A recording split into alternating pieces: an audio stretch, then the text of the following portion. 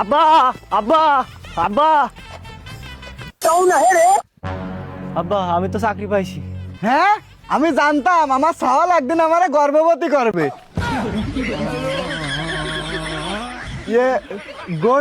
গর্বিত করবে।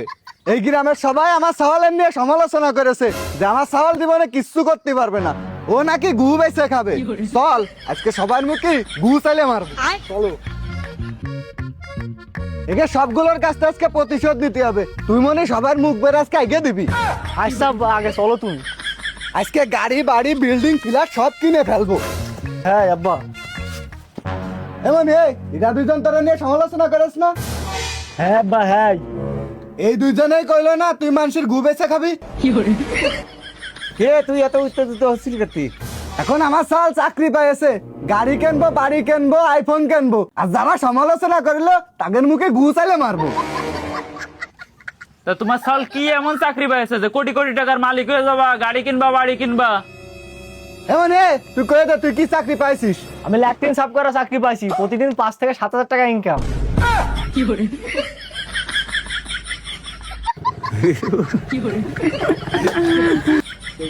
ঠিকই আছে, ওই ঘুষে নিয়ে খাওয়া লাগবে তোকে।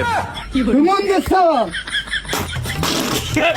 আমি 100% শিওর যে আপনারা যারা যারা ফুল ভিডিওটি দেখেছেন আপনাদের অবশ্যই ভালো লাগছে। তো ভালো যদি লেগে থাকে তাহলে এমন মজাদার ভিডিও পাওয়ার জন্য অবশ্যই পেজটিকে ফলো করে রাখুন। ধন্যবাদ আপনাদের সকলকে।